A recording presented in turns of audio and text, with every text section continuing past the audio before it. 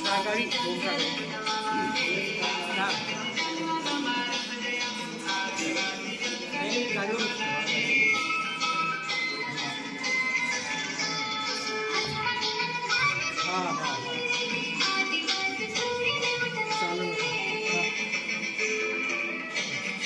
कोणाला नाही नाही ना अजून हे टार्गेट चालू आहे.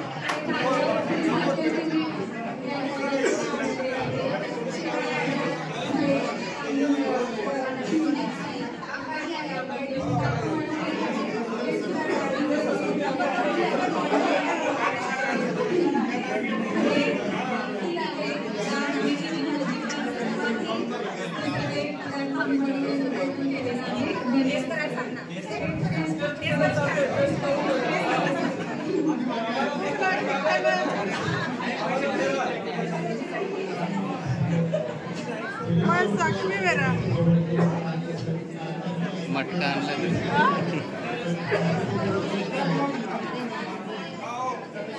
सगळ्यांनी खायचंय.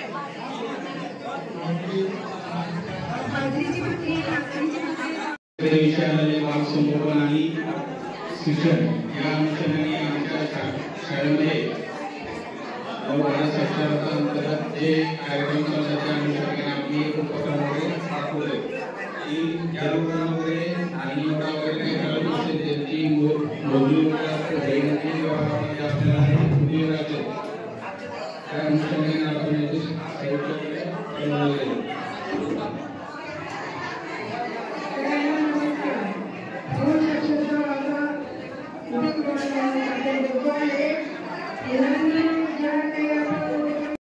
विषय आमचा आहे तर आपण आपला जर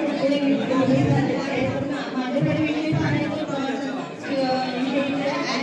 तर ॲपबद्दल मी तुम्हाला थोडक्यात सांगते. आपण आत्ताचे म्हणजे सुद्धा तिकीट कन्फर्म करू शकतो. तर येत नाही तर आपल्याला त्याच्यामध्ये आहे. तर इथं बघा रेल्वेचे ॲप आहे. वेअर इज माय ट्रेन हे आपलं रेल्वेचे ॲप आहे. त्याच्यामध्ये आपल्याला असं बघता येईल की आपल्याला कुठे जायचंय टाकल्याची समजा नदीवरून जायचंय जायचंय तर तिथं सर्च केल्यावर आपल्याला अशा प्रकारचे ट्रेनचे विषय येतात आणि किती वाजेला आहे कुठे आहे ते सर्च केल्यावर तर आपल्याला कुठची ट्रेन कुठे आहे कुठे किती वाजेला आहे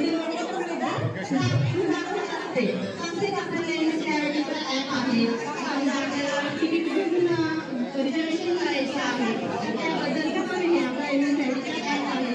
त्याच्यावर सर्च केल्यावर इथं आपल्याला आपलं जवळचे केल्यावर ते आपल्याला लोकेशन दाखवतं आणि त्याच्यानंतर इथं बसचे टायमिंग्स वगैरे दिसतात. त्यानंतर आपला आहे red bus app. Red bus ॲपवरती आपण रेल्वे किंवा लक्झरी ट्रॅव्हल बसेस बुक करू शकतो. त्याच्यामध्ये आपण रेड बस ॲप डाउनलोड करायचा. त्याच्यामध्ये आपल्याला कुठून जायचंय समजा नंदुरबारहून पुणे जायचंय नाव टाकलं सर्च केलं की तिथे आपल्याला ट्रॅव्हल्सचे नावे येतात किती हजार कोणती ट्रॅव्हल्स आहे त्यांची विकासाची कल्पना म्हणजे काय तर आपण तंत्रज्ञानाचा वापर करत होतो. कम्प्युटर मोबाईल यांचा वापर करण्याची क्षमता म्हणजे डिजिटल साक्षरता डिजिटल साक्षरतेचा उपयोग आपण सकाळी उठल्यापासून रात्री झोपेपर्यंत आपण आजकाल डिजिटल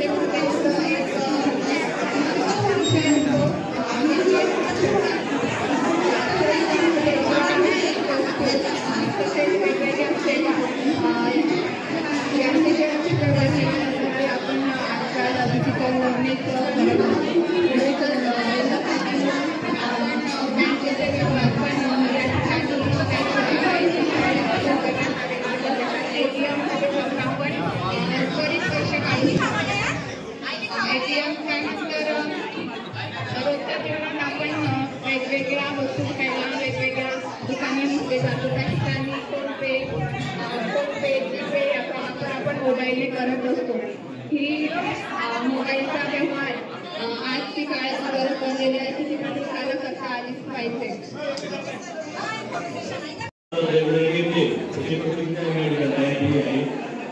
प्रत्येकाला एटीएम असेल एटीएम कार्ड असेल जे काही वॉलेट गुगल पे फोन पे किंवा बँकेचे जे काही ॲप आहे त्यामुळे प्रत्येकाला माहिती त्यासाठी आम्ही ही प्रोजेक्ट तयार केलेली आहे. या ठिकाणी असं सांगलं की तुमच्या जे लोक तुमच्यासाठी आपण आधी प्रत्येक एटीएम कसे करतो आधी आपण एटीएम कार्ड एटीएममध्ये आपण इन्सर्ट करतो. त्यानंतर या एटीएममध्ये वरती लँग्वेज येते मराठी आपण ती लँग्वेज यूज करतो आपण मराठी लँग्वेज यूज केली. त्यानंतर त्या ठिकाणी पुढचं जे पेज होतं किंवा पुढचे जे तयार आहे त्या ठिकाणी तुम्हाला पैसे काढायचे आहेत.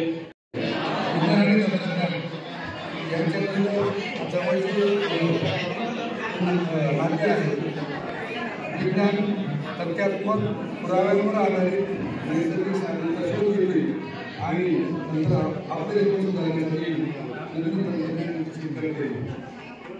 दैनंदिन जीवनामध्ये विज्ञान आणि तंत्रज्ञानाचे महत्त्वाचे उपयोग काय आहे तर पहिला उपयोग आहे आम्ही वाहतुकीसाठी कार किंवा सायकलवर अवलंबून असतो आणि सर्व ज्ञानाची निर्मिती आहे. तसेच साफसफाईसाठी आपण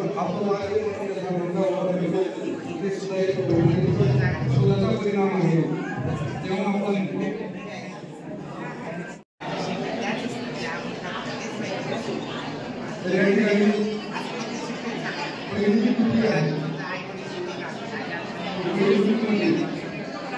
या ठिकाणी मेणबत्ती पेटवलेली आहे. त्या ठिकाणी आपण ग्लास उघडा ठेवलेला आहे.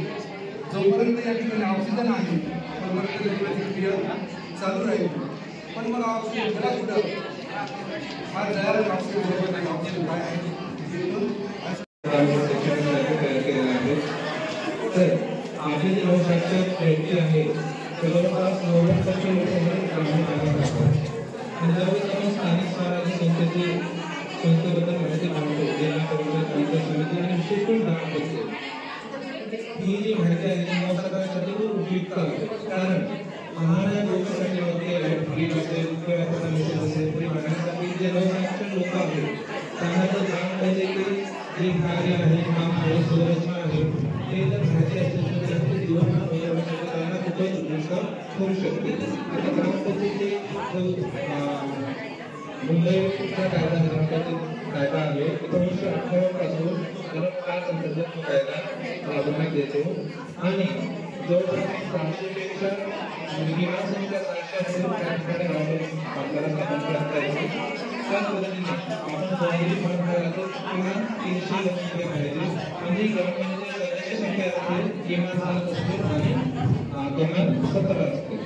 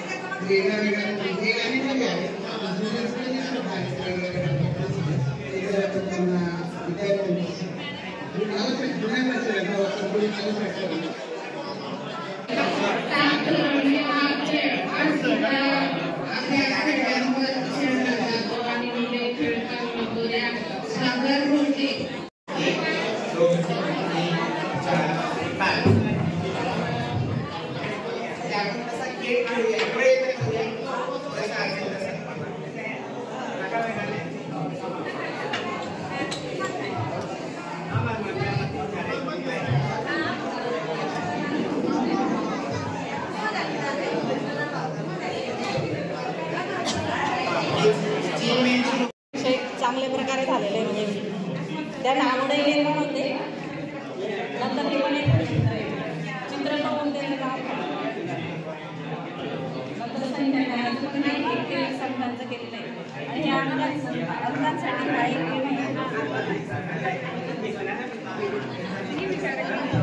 मोजूया आणि जाऊया. आता या ठिकाणी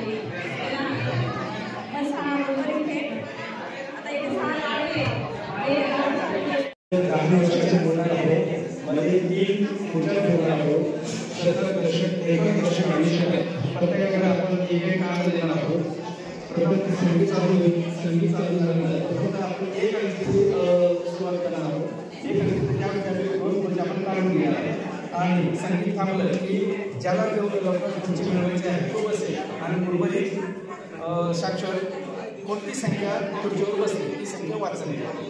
त्यानंतर आपण 2 संख्येची घेऊन एकच तारीख असतो. पण कुठल्याही दोन खुर्ची मिळवली आणि उर्वरित संख्या सांगावी किती संख्या आलेली आहे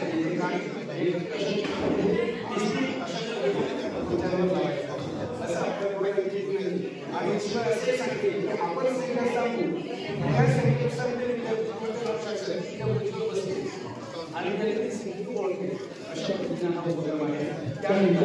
अक्षरांचा खेळ, अक्षरांचा मेळ व शब्दांचा मेळ.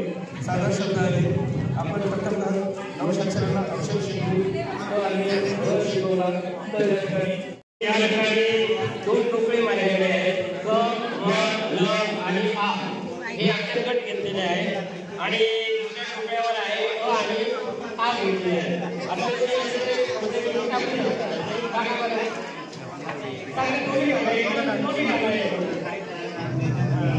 आता आपल्याला समजा आ आला, अ आणि आ म्हणजे शब्द आपल्याला शिकवायचे. आ म्हणजे कुठला पण एक टोपण काढायचा, आवर टाका. आ असलेले दुसरा विद्यार्थी खेळेल सर खेळा. पुन्हा एकदा काका. आता मा आला.